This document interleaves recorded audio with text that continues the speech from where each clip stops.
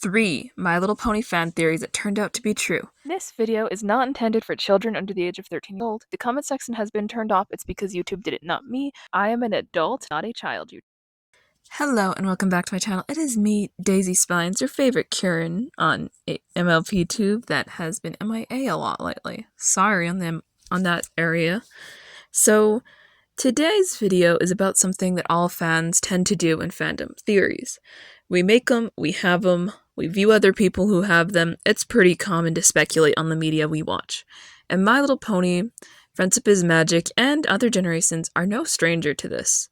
I personally have my own sets of theories that I've used, although I don't have that many theories because FIM has concluded its run, and with that it has confirmed or denied certain theories' existence, validity over the years. We are here to discuss a few of which, starting with Lyra and Bonbon are dating theories.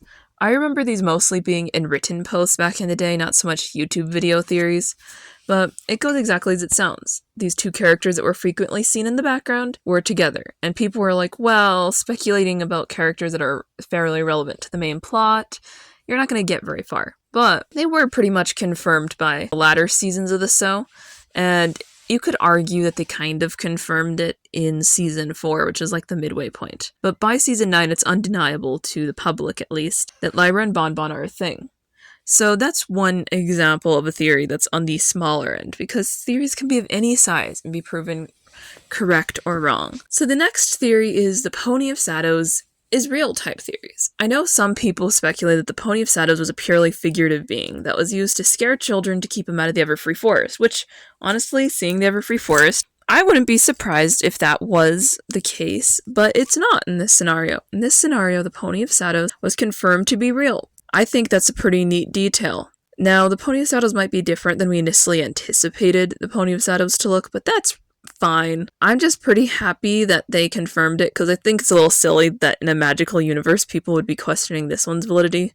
It happened pretty fast too, in my opinion, in the plot. For the very last theory, this is a bigger one. This is a huge one that has been circling around the My Little Pony fandom, because it's a part of one of the most popular topics to talk about, speculate, and just discuss in general. Alicorns.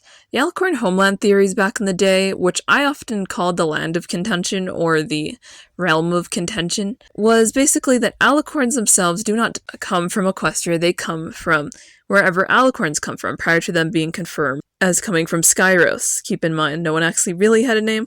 They just figured a bit of an Olympian pantheon situation. Although in the show itself, no supplementary material, no books, although one book does really make it seem more pantheon-like. It was never really given any proof that there was a homeland. We just presumed there was, because why not? For a few years there. Generation 5, that we finally got confirmation of Skyros, the place where everyone except Flurry Heart, that's a naturally born Alicorn, descends from.